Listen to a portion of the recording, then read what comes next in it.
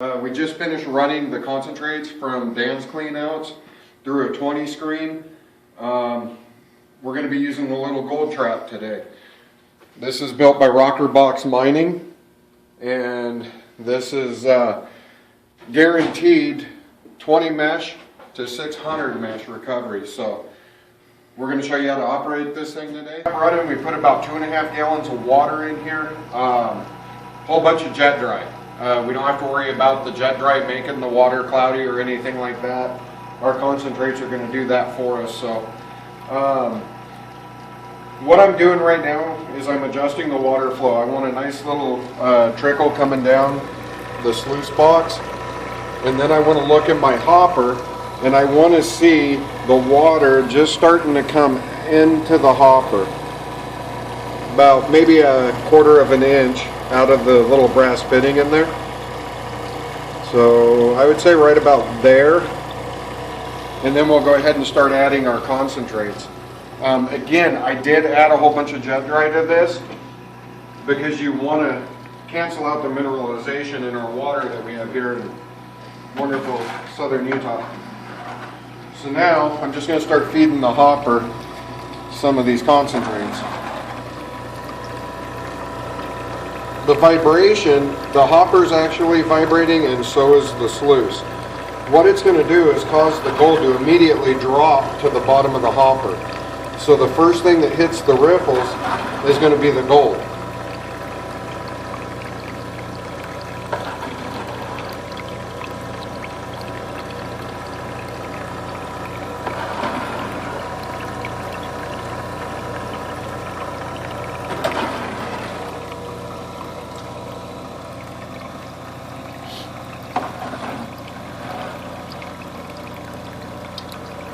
It might look like it's loading up, but I don't worry about that. There's a whole lot of sluice here, and I can tell you the gold really doesn't get past the first 4 inches of the sluice on this machine.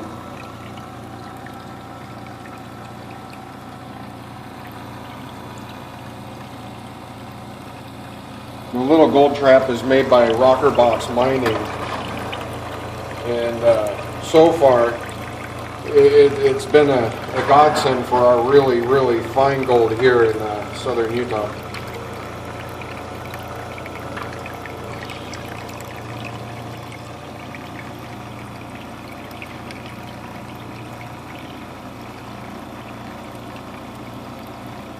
We're going to let this run down a little bit so you can hopefully see if it's caught any gold in the mat.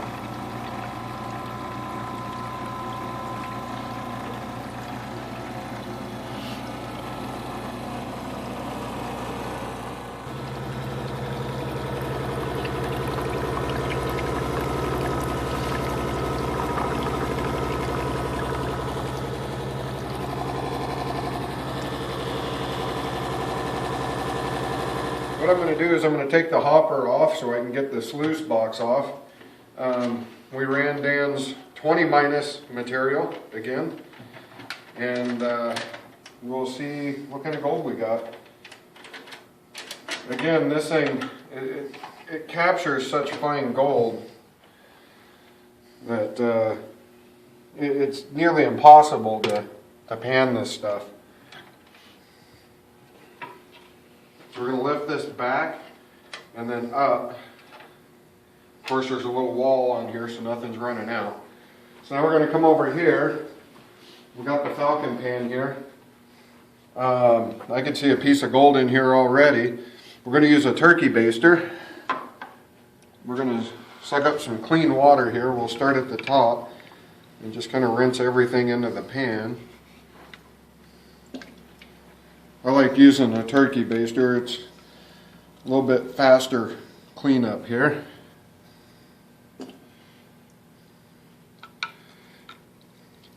Now, one thing is this water that's coming out of this bucket doesn't have any jet dry in here. So you'll notice how some of this gold may even float.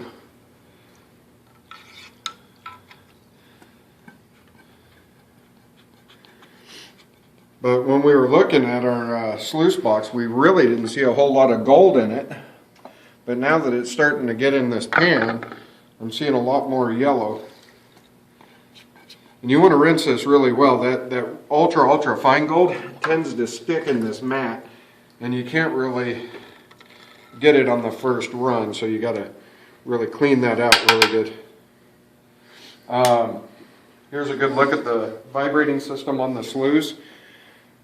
Everybody thinks that it's just, you know, make that sluice vibrate and it's going to work. Well, it has to vibrate at a certain frequency. If you put your hand on the sluice while it's vibrating, we can actually watch some of our fine gold start to run out as the vibration slows due to the pressure of our hand being on the box.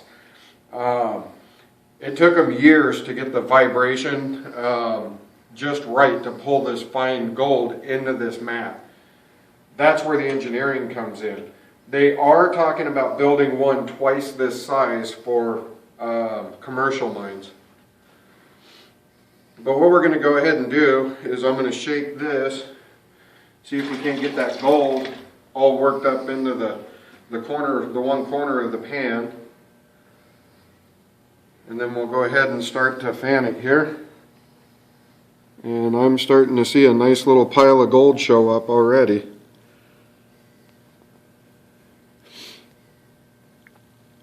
Hopefully you guys can see that, but this is some of the richest cons that I've seen. But as far as the ultra fine gold, this thing is pulling it out. I still like to run my 30 minus through the blue bowl. Difference is we could run it wide open, and whatever goes down the center of the blue bowl, we could run through the Gold Trap and know that we've got it all. So I hope that helps you guys. And again, this is just Dan's cons. So what we run, Dan? 3 buckets? About 9 gallons. I had a 3-gallon bucket. Yeah, about 9 gallons of dirt to come up with this kind of gold. I would say we're doing better than $40 or $50 a yard in that hole. But that's it. I hope you guys enjoyed it.